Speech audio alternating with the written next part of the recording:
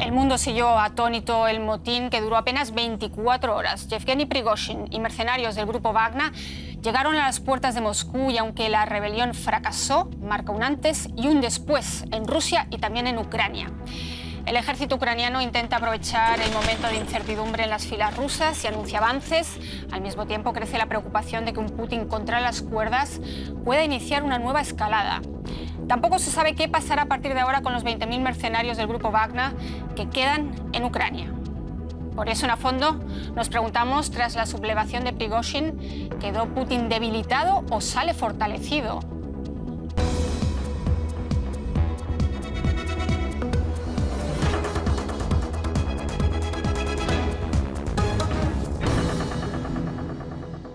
Bienvenidos a esta nueva ronda de A Fondo. Soy Úrsula Moreno y hoy me acompañan Natalia Smolentseva, es periodista de la redacción rusa de Deutsche Welle.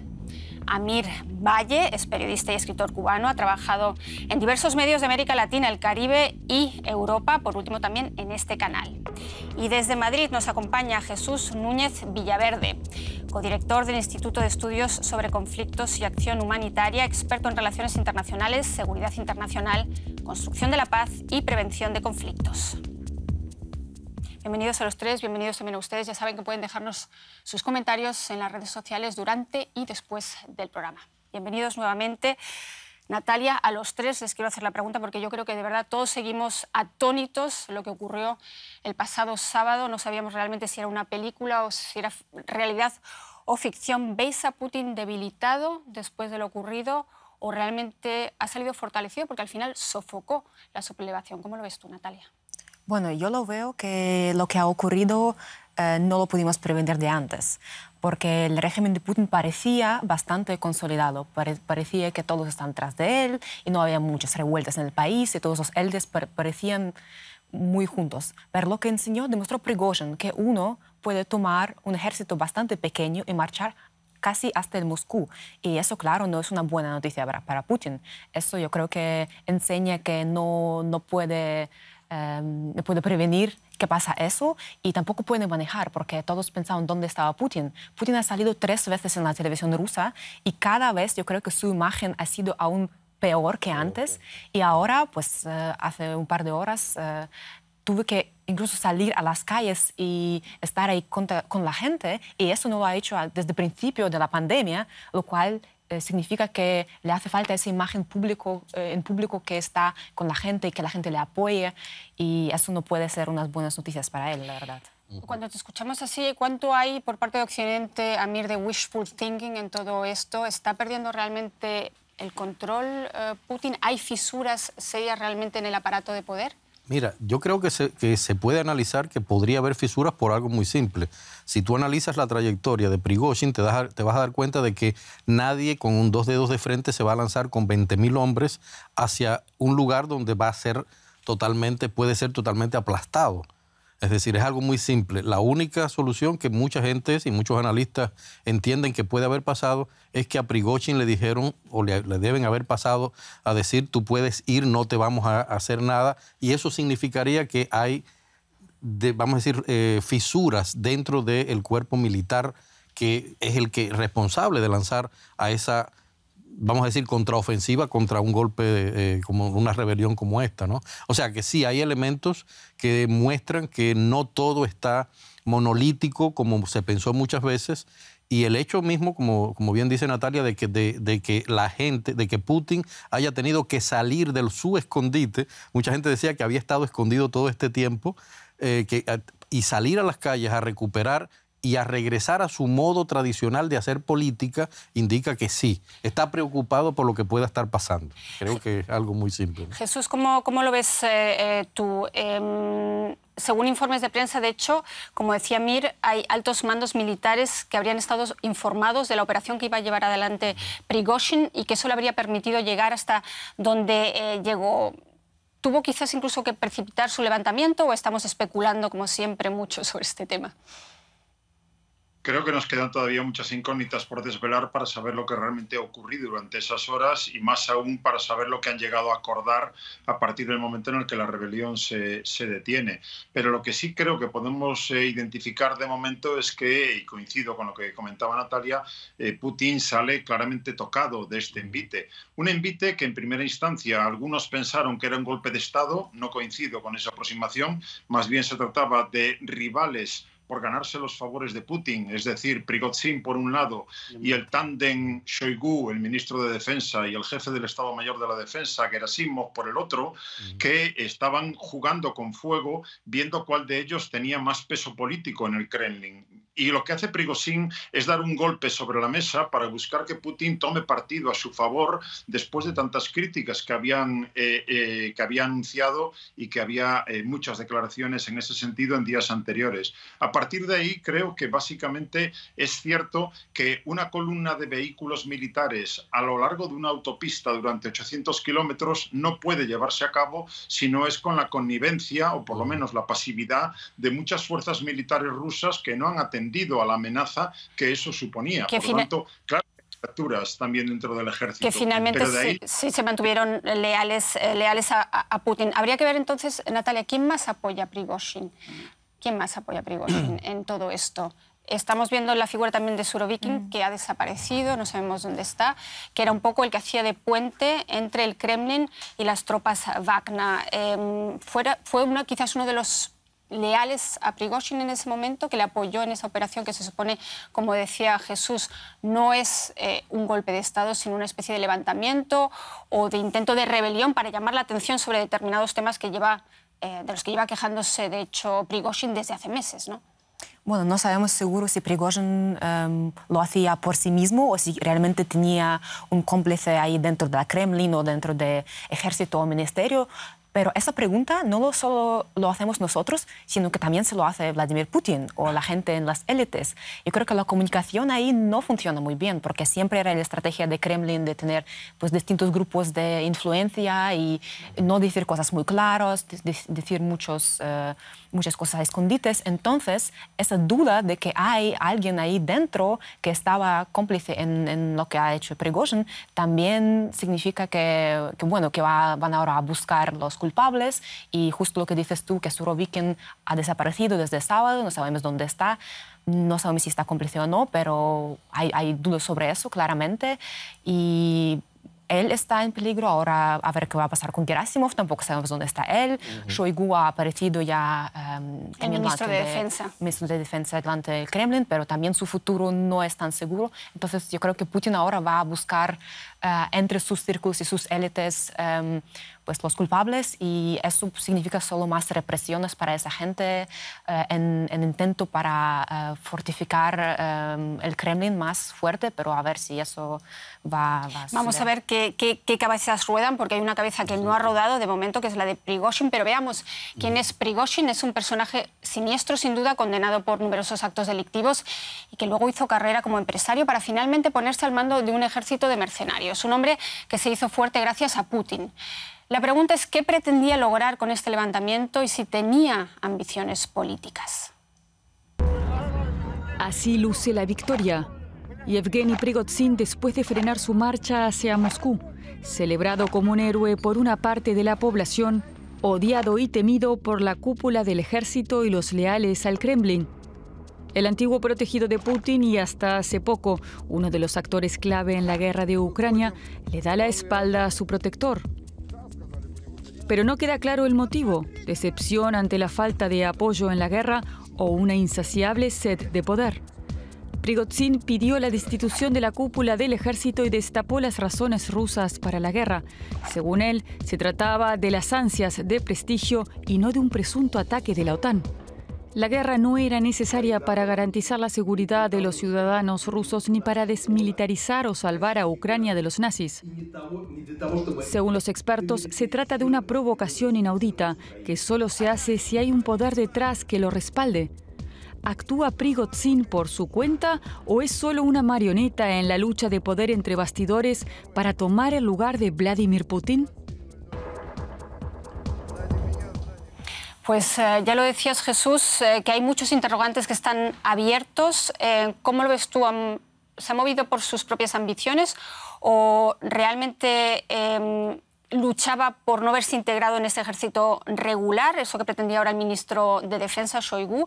Y lo pregunto porque, para quien no lo sepa, esos cuerpos de seguridad que se han controlado mutuamente, está la Guardia Nacional, está el cuerpo de seguridad privado del propio Putin, son todos cuerpos independientes de alguna manera que en teoría controlaba el Kremlin, pero que igual sí que disputaban competencias, ¿no? Sigo pensando a estas alturas que esa figura tan polémica de Prigozhin lo que buscaba en este caso era colocar a Putin en una situación en la que tomara partido por él frente a sus rivales, entendiendo que el próximo día 1 de julio Wagner desaparecía porque tenía que cumplir la orden de subordinarse directamente a las directrices del Ministerio de Defensa. Para Prigozhin eso suponía perder, por un lado, un instrumento de poder militar, unos 50.000 efectivos desplegados en muchos lugares, incluyendo países africanos, un instrumento de poder político que le podía servir algún día para esas aspiraciones que podemos imaginar que tendría, pero también un instrumento económico, que es lo que le ha permitido convertirse en un hombre muy, muy rico, dado que el grupo Wagner, en donde actúa, controla también toda la economía formal e informal que allí se desarrolla. Luego, Prigozhin, desde mi punto de vista, no estaba dispuesto a ceder de esa posición y de ahí que se lance. Si esto fuera un golpe de Estado y hubiera otras implicaciones de otras figuras militares importantes, habríamos visto no solamente una columna a través de una autopista, sino también levantamientos de otras unidades militares en otros lugares de la Federación Rusa, y eso no ha ocurrido, lo cual no quiere decir que Surovikin o algún otro no tuvieran también la pretensión de manejar a Prigozhin a su favor, pero creo que no lo han logrado en ningún caso. La próxima pregunta que nos hacemos obviamente es ¿por qué?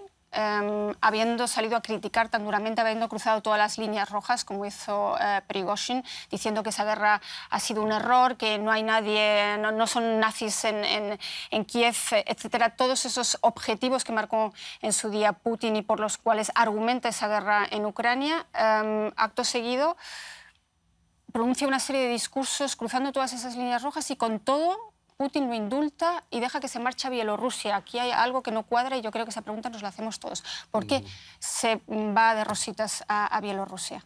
Mira, voy a decir dos cosas que los analistas que he consultado en los últimos días están manejando. Ahí hay dos posibilidades. Por un lado, algunos ven que esta quizás sea una especie de pretexto que tiene Putin para salir de la guerra culpabilizando a Prigozhin. Es decir, es una manera de decir, bueno, tenemos ante esto que ha pasado, tenemos que reorganizarnos, tenemos que reubicarnos, tenemos que, etcétera, etcétera, etcétera. Y, por supuesto, ahí él se libra de toda culpa y todo cae en una figura que es siempre controvertida como Prigozhin. Yo no soy muy partidario de esa tendencia, no creo que sea totalmente cierto, pero hay otra que me parece todavía mucho más preocupante y es el hecho de que las negociaciones estaban hechas, el día 1 de julio tenía que terminar Wagner, subordinarse al ministerio, pero de pronto la negociación que hace Lukashenko obliga a 20.000 tropas en principio, hay que ver qué pasa con el resto, a 20.000 soldados mercenarios a irse a Bielorrusia, porque la mayoría de esos no van a querer, o sea, por lo menos han manifestado que no quieren subordinarse al ejército. Sí. Hay una gran parte que ya lo ha hecho de esto. Y una de las tendencias es que esto estaría creando la posibilidad de una entrada a un nuevo frente de la guerra desde Bielorrusia. Es decir, son dos escenarios que serían muy raros, o sea, son muy raros, pero que en medio de este enclave uno no puede tampoco descartarlo. Luego vemos el papel de Lukashenko. De todos modos, me gustaría saber qué opinas tú al respecto, por qué lo indulta, por qué se puede marchar a Bielorrusia. ¿Qué tiene Prigozhin que no tenga el resto? Quiero decir, ha dicho las mismas cosas que dijo Navalny. Navalny está entre rejas, el opositor, y Prigozhin se marcha al exilio en Bielorrusia. Bueno, no es igual que Navalny realmente. Claro. Ha dicho ha criticado a Kremlin, pero por otras razones, por otro lado. Lo que tiene Prigozhin es la fama y la popularidad. Hemos visto cómo han recibido sus tanques en Rostov. No tenía Navalny, por cierto, la misma popularidad, ¿no? Bueno, por la popularidad tenía, pero por otra gente, que está ahora en exilio o está en casas temiendo las represiones. Pero hemos visto cómo la gente de Rostov ha saludado a los tanques de Prigozhin, y eso también lo vio a Putin. Antes de esta revuelta, Prigozhin era como un héroe de esa guerra. De hecho, era prácticamente el único héroe de esa guerra, porque esa guerra, sorprendentemente, en un año y medio no ha creado unos generales grandes, unos héroes en la televisión rusa, porque tiene que ser Putin el que manda ahí. Pero Prigozhin ha sido casi a altura porque sus tropas estaban al frente, sus tropas estaban ganando territorios, estaban luchando cerca de Bakhmut, últimamente no tan exitosamente, y por eso tenían miedo por su existencia, pero realmente Prigozhin era muy popular. Entonces, cuando ha sido esta revuelta, Putin no puede realmente quitar al Prigozhin y mandarlo a la cárcel. Ha hecho un caso legal y lo ha cerrado entre 24 horas. Ha archivado el caso, sí. Ha archivado el caso y eso no se hace normalmente. Y además hay un detalle que es interesante que Jesús lo comentaba, es decir, Prigozhin en sus discursos no ha tocado la figura de Putin. Ha estado siempre dejando muy claro, bueno, el ministerio. Lo mío es... Pero el Putin tampoco ha tocado la figura de tampoco Prigozhin. ha apuntado. Sí. Los dos no se atacan directamente. No se atacan directamente. Pero ya entramos en el tema de las tropas Wagner, y aquí me gustaría preguntar a Jesús porque me parece muy interesante. Hablábamos de la popularidad de esas tropas Wagner, entre otras cosas, todas esas bajas en Bakhmut, ¿no? entre los mercenarios Wagner. Evidentemente tienen una popularidad, son vistos como héroes en Rusia, pero esos soldados Wagner además hacen el trabajo sucio en países como Siria, Libia, República Centroafricana y otro gran número de países. ¿Hasta qué punto Putin tiene realmente control sobre esos paramilitares en los distintos países? Y lo digo porque ha salido precisamente estos días a raíz de esa revuelta con NATO, rebelión, llamémoslo como sea, ha salido a decir, tengo a los Wagner bajo control. ¿Lo ves así? Claramente Wagner es un instrumento que Putin ha manejado para ganar influencia en muchos países africanos, y precisamente eso es lo que en buena medida, desde mi punto de vista, explica el acuerdo al que se ha llegado. Es decir, Putin necesita a Wagner porque no tiene un sustituto a corto plazo para llevar a cabo las tareas que le ha encargado a ese grupo en tantos países, ya digo, africanos, también en Siria, pero recordemos que Wagner también ha estado implicado en las campañas de desinformación de la campaña electoral estadounidense en el año 2016, y que Wagner, como todo grupo mercenario, hace tareas que no se le pueden encargar a unas fuerzas armadas regulares por la sencilla razón de que en la mayoría de los casos suponen crímenes de guerra, crímenes de lesa humanidad, y por lo tanto sería responsable el Estado ruso, mientras que cuando se juega con mercenarios, lo mismo que ha hecho Estados Unidos y Gran Bretaña en Irak y en Afganistán, lo que buscan es escapar a esa responsabilidad. Por lo tanto, básicamente es que ahora mismo lo que hemos visto es un Putin que no se ha atrevido a aniquilar físicamente, incluso como tantas veces ha hecho, a sus críticos y enemigos, porque se ve atrapado en una necesidad. Y desde ese punto de vista, la diferencia en lo que estabais comentando con Navalny es que precisamente Prigozhin tiene un instrumento militar y un instrumento económico que le sirve también a Putin, o por lo menos le ha servido hasta ahora, cosa que no tiene Navalny. Exacto. Interesante. ¿Cómo lo ves tú entonces, Natalia? ¿Putin puede prescindir de esos mercenarios o no? Bueno, yo creo que están ahí y ahora tiene que hacer algo con ellos. Le ha ofrecido un pacto, ha ofrecido 3 opciones, pero me parece súper raro que el presidente tiene que ofrecer a ellos las salidas y no decir que realmente tienen que hacer. Eso sí que es un punto de debilidad. No creo que van a querer integrarse en las fuerzas armadas rusas porque ya no han querido antes. No los tratarían tampoco especialmente bien, probablemente. No, y también va a ser destabilizante para esas fuerzas rusas. Tampoco creo que van a ir a Bielorrusia queriendo ellos. Entonces vamos a ver dónde se acaban todos esos gente muy armada y gente muy experienciada en batallas, en combate, y puede ser un factor muy destabilizante. Pues vamos a ver, porque lo que está claro es que el Kremlin ha intentado pasar página lo antes posible, volviendo a la normalidad. Putin intentó ganarse a las milicias Wagner, a las que calificó de patriotas. Escuchemos lo que dijo. Estoy agradecido con los soldados y comandantes del grupo Wagner que tomaron la mejor decisión: evitar un derramamiento de sangre entre hermanos y guardar las armas. Hoy tienen la oportunidad de seguir sirviendo a Rusia al firmar un contrato con el Ministerio de Defensa u otros cuerpos de seguridad, o de regresar con sus familias y amigos. Quien quiera puede irse a Bielorrusia. La promesa que hice se cumplirá. Repito, la elección es de ustedes, pero estoy seguro de que será la elección de los soldados rusos que se han dado cuenta de su error garrafal. Bueno, Mir, ¿qué alternativas tienen? ¿Integrarse en ese ejército o desaparecer? Pero en cualquier caso, interesante lo que decía Natalia con respecto a la desestabilización en la región. Ya hemos visto que Polonia decía ayer que le preocupa enormemente que esas tropas ahora estén, no sabemos qué número, pero que estén ahora mismo en Bielorrusia. Exacto. Porque desde ahí, ya lo comentabas, podrían iniciar también una operación en la vecina. Hasta ahora se han mantenido siempre fuera de la guerra, no han participado activamente, pero sus vecinos evidentemente están preocupados, ¿no? Claro, lo que sucede con esas tropas es, por ejemplo, los que estén en Bielorrusia, si hay una acción del grupo Wagner hacia cualquier, vamos a decir, cualquiera de las fronteras de Bielorrusia, no es el Estado bielorruso. O sea, volvemos al mismo caso de que no es una agresión del Estado bielorruso, aunque se produzca desde ese punto, ¿no?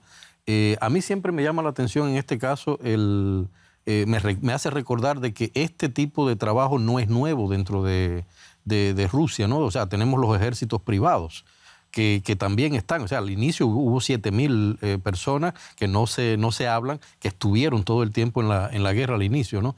Y entonces esto, digamos, como que crea, va creando como que unas normas de comportamiento de este tipo de soldados, ¿no?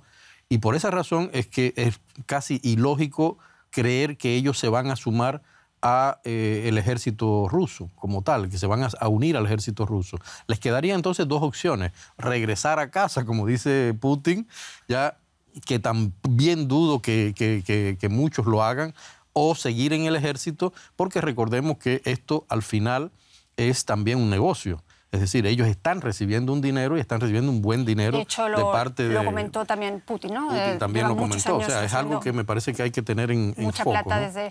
Hemos hablado de las tropas Wagner, pero a mí me gustaría también que habláramos de la oposición, de la que no hemos hablado tanto en estos últimos meses, porque parecía que estaba pues desactivada, gran parte en el exilio.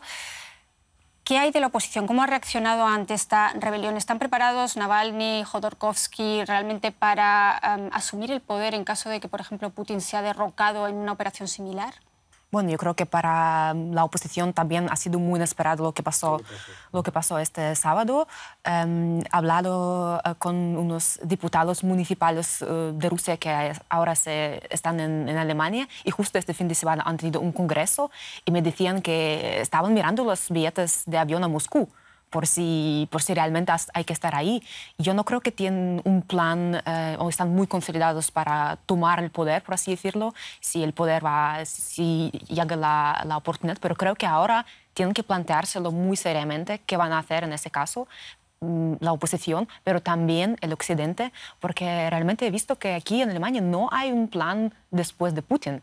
Las fuerzas de Estados Unidos eran más informadas y más tenían mucha más información de lo que está pasando. Servicios secretos, ¿no? Servicios secretos bueno, que aquí esto también fue así al principio de la guerra, ¿no? No es precisamente nada nuevo. No es nada nuevo, pero realmente creo que en el occidente pensaban que Putin va a durar años y años, y ahora la gente aquí, también los políticos, han visto que puede que no sea el caso y hay que estar preparados para lo que viene después. Hemos visto las tropas, hemos hablado de las tropas, hemos hablado de la oposición, hemos hablado en general de la comunidad occidental. Otro elemento clave y que también ha sorprendido quizás ha sido el papel de Lukashenko, ¿no? En toda esta crisis, que parecía depender de Putin y de repente ahora pasa a ese papel de mediador, de yo te ayudo, tú me ayudaste hace 3 años cuando estuvieron a punto de sacarme del poder por unas elecciones, ahora soy yo el que te echo una mano. ¿Cómo ves el papel de Lukashenko? ¿Es algo puramente circunstancial o realmente podría tener un papel mediador finalmente con el Kremlin? Jesús. Entiendo que básicamente circunstancial. Recordemos que Lukashenko debe su vida, al menos la política, al propio Putin. Por lo tanto, es una un títere que puede manejar prácticamente a su antojo. Y en ese sentido, en lugar de buscar una negociación directa con el rebelde, con Prigozhin en este caso, aunque ya envió al viceministro de Defensa y algún otro general, incluyendo Surovikin, que grabaron vídeos pidiéndole que desistiera de su empeño, está claro que Lukashenko le ofrece una vía de salida más o menos presentable, aunque eso no quiere decir que Lukashenko, desde mi punto de vista, vaya a adquirir un mayor peso político del que ha tenido hasta ahora. Si me permites, mientras tanto, aprovechando el uso de la palabra, hay palabras que yo creo que no deberíamos usar. Soldados, comandantes, ejército, son palabras que se a las fuerzas armadas regulares de un Estado. Lo demás son mercenarios, no son soldados. Mercenarios o paramilitares, ¿no? En eso estaría de acuerdo. No sé si lo hemos utilizado, pero yo procuro utilizar, evidentemente, mercenarios son mercenarios, soldados pertenecen a un Estado. Pero habías puesto tú muchos ejemplos antes porque precisamente Olaf Scholz, el canciller de este país, decía, precisamente hoy, si no me equivoco, que es una irresponsabilidad dejar en manos de ejércitos privados la violencia de un país, cuando tú ponías muchos ejemplos, no solamente Rusia la que lo ha hecho, sino que también tenemos ejemplos en Estados Unidos y en otros países. Quería venir también, quedémonos en Alemania y en ese despliegue de fuerzas anunciado precisamente esta semana por el ministro de Defensa en Lituania. 4.000 soldados va a desplegar Alemania ahora de manera permanente en Lituania. Se celebra una importante cumbre de la OTAN dentro de 10 días en ese país, en Vilna. Y la pregunta es, ¿en estos momentos lo crees necesario o también es una provocación quizás innecesaria, Natalia? Provocación hacia Putin. Yo creo que hablando de provocaciones contra Putin no llegamos a ningún parte, porque realmente no se puede provocarle más. Ya está usando un máximo poder que puede en Ucrania y yo creo que no hay que temer de provocar algo porque así nos atamos las manos. Yo creo que realmente lo que ha pasado ahora con Prigozhin, con esa revuelta y las consecuencias que tienen que entender en Occidente es que Putin no está para siempre. Entonces, ahora es un momento clave para apoyar a Ucrania político, en sentido político, pero también en sentido militar. Para que pero cuando cae... Se lleva haciendo año y medio, ¿no? Sí, pero ahora mismo hay que seguir haciéndolo, y hoy es el momento clave, porque antes Ucrania usaba siempre ese argumento de nos apoyes con las armas, el occidente nos apoya con las armas y el poder en Rusia se va a caer, entonces vamos a ganar la guerra. Y no se le creía porque tampoco había una demuestra tan clara de que el poder en Rusia no es tan estable y ahora lo tenemos. Ahora lo tienen los ucranianos y yo creo que deberían usar ese argumento precisamente para recibir más armas, para recibir más apoyo y para consolidar el occidente. De momento, en esta cumbre de la Unión Europea ahora mismo no parece que haya más envío de armas, sí más apoyo económico. Jesús, te hago la pregunta a ti. ¿Cómo ves tú el despliegue de 4.000 soldados alemanes en Lituania? ¿Te parece un momento acertado o es quizás un momento tan inestable en donde se habla eventualmente de un ataque sobre la central nuclear de Zaporizhia, en donde hemos visto que han volado la presa, el ataque a Krematorsk con 12 muertos, en donde Putin podría actuar un poco a la desesperada, precisamente para desviar quizás la atención de lo que ha ocurrido ese conato dentro de su propio país? ¿Crees que es una buena idea ahora un despliegue militar masivo por parte de la OTAN, de Occidente? Creo que desgraciadamente Rusia no ha utilizado todas las bazas que tiene en su poder. Recordemos siempre que hay un arma nuclear y hablamos de la primera potencia nuclear del planeta. Por lo tanto, cuanto más desesperado se pueda sentir Putin, más nos podemos acercar a algo que nos colocaría en una dimensión absolutamente distinta a lo que hemos vivido en este último año y medio. A partir de ahí entiendo que con la rebelión de Prigozhin o sin ella, Alemania habría tomado esa decisión, porque en lo que estamos es en un contexto reiterado en el que en todo caso lo que cambia es la tradición alemana de no inmiscuirse mucho fuera de sus fronteras, pero es una tradición que se va afortunadamente rompiendo y lo que busca es todavía visibilizar más el compromiso con la defensa colectiva de los miembros de la OTAN, en este caso los países bálticos o Polonia, que están mucho más expuestos. Pero es que ahí ya hace mucho tiempo que tenemos contingentes de diferentes países de la OTAN que van rotando para garantizar a los ojos de Moscú ese compromiso de defensa colectiva. Luego entiendo que, como decía Natalia, si nos ponemos a imaginar lo que Putin puede pueda considerar un agravio o una provocación, no llegaríamos a ningún sitio, porque esa es la base de su argumentación para lanzar la invasión. Creo que se trata básicamente de entender que nos estamos defendiendo frente a una invasión y a una posibilidad de escalada.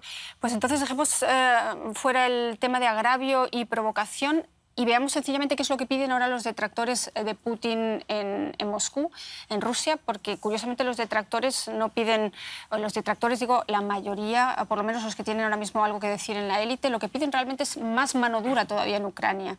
Entonces mi pregunta es, ¿puede ser que ahora Putin, presionado precisamente por esos cuerpos de seguridad que quieren más mano dura,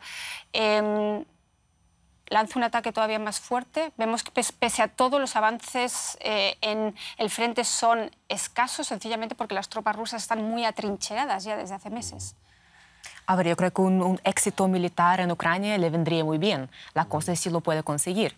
Porque el éxito militar le vendría bien desde el principio de la guerra. La cosa es que vemos cómo va la guerra. Ahora mismo ha empezado la contraofensiva ucraniana, entonces sí que tiene que prestar mucha atención a lo que está pasando en la frente. Aún creo yo la contraofensiva ucraniana no ha podido usar este momento de debilidad político para conseguir nada, pero vamos a ver por dónde van a salir más.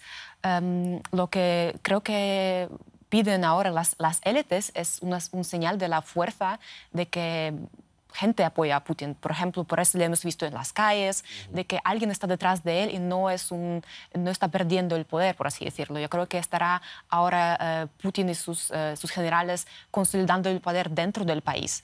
Y están preocupando por esta parte. Por ejemplo, ahora Rosguardia... ¿Cuál puede ser entonces el próximo movimiento de Putin?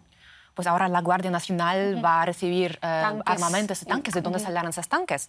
¿Esos serán los tanques que están en Ucrania o los tanques que están esperando para ir al frente? Eso también va a debilitar el frente. Entonces, el siguiente movimiento de Putin yo creo que estará buscando la gente dentro de élites para castigarles por lo que pasó y pues las represiones que vamos a ver dentro de las élites, pero también para la gente, para la sociedad civil. No olvidamos que aún existen unos lugares no de libertad, pero de movimiento ahí dentro de Rusia y lamentablemente va a ser la respuesta de autócratas a cosas así es más represión. ¿Y qué supone la retirada, si es que hay tal retirada de las tropas Wagner? ¿Van a hacer una gran diferencia por parte de Ucrania? Quiero decir, ¿qué significa para Ucrania y qué significa para Rusia? Y esa incertidumbre que, por lo que decías, quizás ha sido demasiado corto el levantamiento como para aprovecharlo realmente desde el punto de vista militar para Ucrania. ¿Tiene ahí algo que ganar ahora mismo Ucrania? Yo creo que es la oportunidad de oro de Ucrania de aprovechar la oportunidad. Primero, tiene a las tropas rusas realmente atrincheradas, por un lado. Segundo, ya no tiene la fuerza que hasta este momento estuvo a la cabeza de las acciones de la guerra y de los éxitos de la guerra en zonas bastante importantes.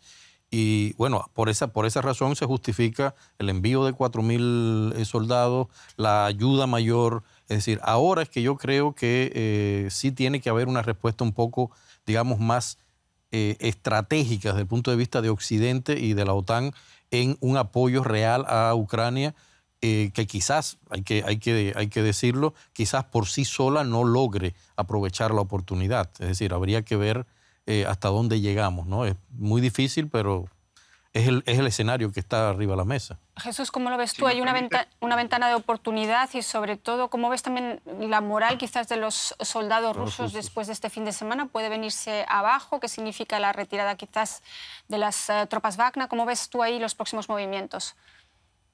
Desde un punto de vista estrictamente militar, yo entiendo que ahora mismo la significación que pueda tener lo que ha ocurrido en la rebelión de estos últimos días no tiene ninguna implicación, no tiene ninguna consecuencia en lo que está ocurriendo sobre el terreno. Recordemos que hablamos de un frente militar de alrededor de 1.100 kilómetros de longitud.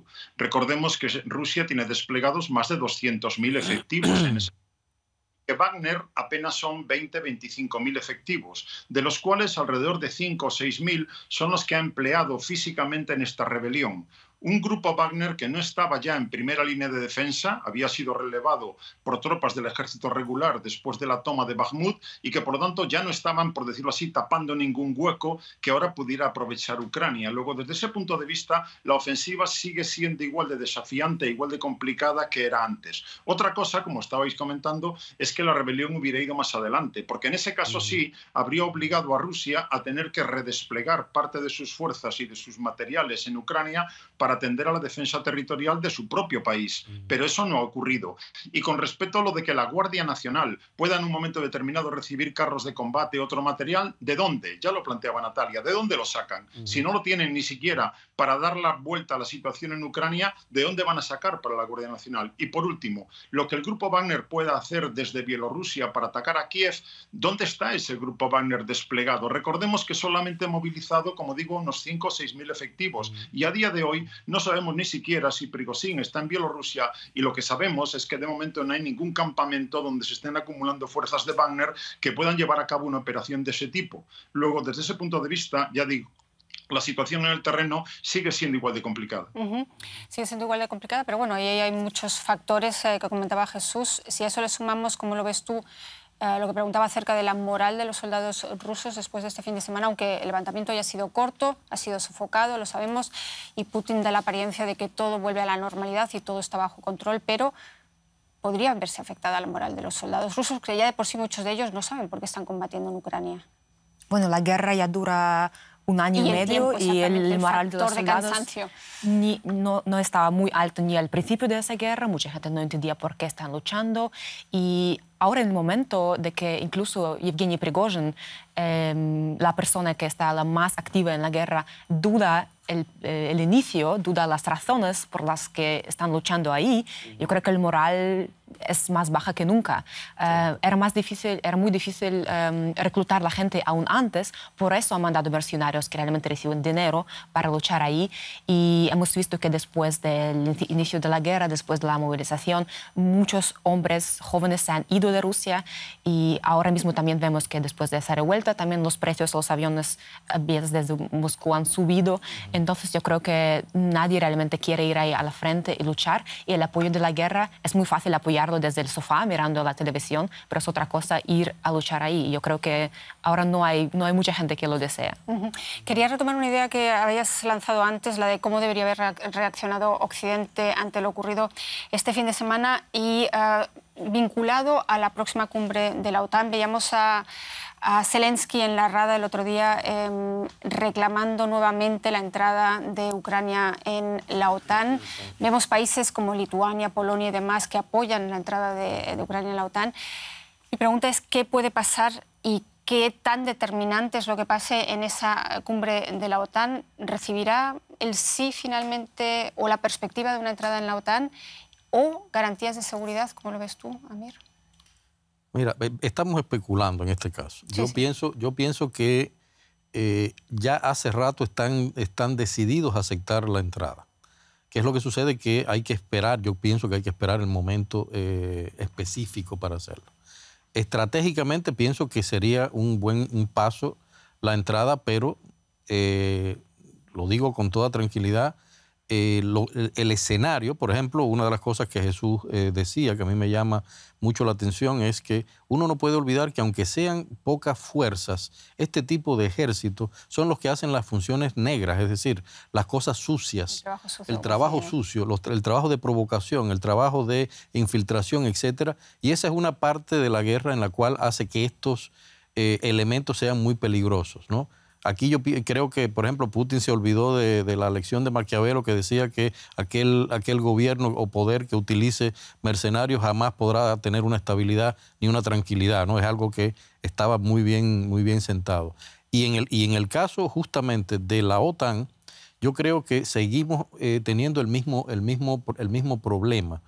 Ellos no quieren entrar directamente en la guerra y ese pensamiento de no entrar directamente en la guerra los obliga a estar buscando todas las vías posibles para garantizarle a Ucrania un nivel defensivo fuerte, pero al final esos son goteos que aunque sean millones de goteos, estamos hablando de millones y millones de pesos y de armas y de lo otro, no es una acción efectiva, fuerte, que se posicione ante algo. Me parece que también estratégicamente es muy inteligente, pero en la práctica lo que ha hecho es alargar la guerra. ¿Cómo lo ves tú, Jesús? ¿Qué tan unida está la OTAN? ¿Qué se espera de esa cumbre? ¿Vamos a ver ahí un movimiento, un sí, un compromiso o no? Una cumbre en la cual ni Suecia ni Finlandia van a conseguir entrar, difícilmente podemos imaginar que a Ucrania se le dé ningún aval, ninguna garantía absoluta de que él sí lo va a hacer. Una Ucrania que, recordemos, en el año 2008, en el memorándum de Bucarest, en la cumbre de la OTAN, ya apareció junto con Georgia como posible candidato, pero que desde entonces hasta hoy la OTAN nunca ha empezado un plan de adhesión a Ucrania, cosa que sí ha hecho con Suecia y Finlandia. Por lo tanto, recuerden lo que habéis comentado, de que estratégicamente la idea es que Ucrania acabe algún día dentro de la OTAN, pero desde luego eso no va a ocurrir mientras el país esté territorialmente fragmentado, porque la activación del artículo 5 del tratado y, por lo tanto, la activación de unas medidas militares de implicación sobre el terreno de tropas de la OTAN. Y eso es una línea roja que hoy los países miembros de la alianza no van a cruzar en ningún caso. Y, por otro lado, en cuanto a las garantías, es que hay que recordar que ya en 1994 Ucrania, Londres, Washington y Moscú le dieron garantías absolutas de integridad territorial a cambio de su renuncia a las armas nucleares. Por lo tanto, si las garantías que den esas tres capitales no han servido para nada, ¿quién por encima de ellos le va a dar garantías hoy? ¿Quién se las va a dar? ¿La ONU? ¿Algún planeta fuera de la galaxia? Por lo tanto, a lo donde voy es que ninguna garantía le sirve a Ucrania. En lo que estamos, y creo que seguiremos estando, es en alimentar a Ucrania para que resista la invasión rusa, pero sin tener un final definido a corto plazo. ¿Lo ves también así, Natalia? Bueno, yo realmente no sé qué va a pasar en la cumbre de NATO, pero yo creo que para Ucrania es muy importante que recibir un apoyo, una señal de apoyo. Si va a ser un plan concreto para entrar en NATO, no creo, pero algún señal de que el Occidente siga apoyando a Zelensky, a Ucrania, es súper importante para ellos. Y yo creo que no debería, OTAN no debería temer la reacción desde Rusia, porque si pensamos en eso ya no llegamos atrás. Y ya está, lo que va a ocurrir ya lo vamos a ver. Una pregunta final, se nos acaba el tiempo. Después de lo visto, sobre todo después de lo visto este fin de semana, Putin parecía impertérrito, alguien inamovible, pero muchos analistas dicen el fin de la era Putin empezó precisamente con la invasión de Ucrania. Después de lo visto este fin de semana, me permito hacer esta pregunta con una respuesta breve, si puede ser. ¿Estamos ante el fin de la era Putin? La misma pregunta para los tres.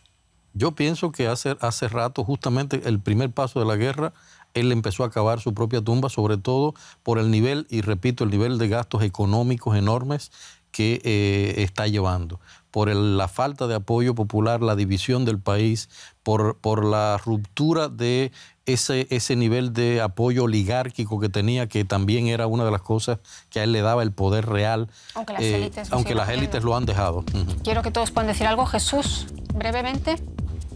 Sí, creo que efectivamente la cuenta atrás ha empezado. Es cierto que durante 23 años ha conservado el poder, pero son tantos los militares políticos de Putin que él mismo está acabando con cosa en la medida que está viviendo más tiempo y, por el contrario, no tiene ningún éxito claro que presentar a su propia opinión pública. Todo eso en el contexto.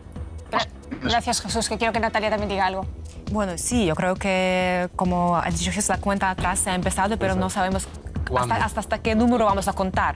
Yo creo que no se va a quedar mañana, pero esperemos que no hay que esperar. Muchas gracias a los tres, muchas gracias a ustedes. Hasta la próxima, se nos fue el tiempo.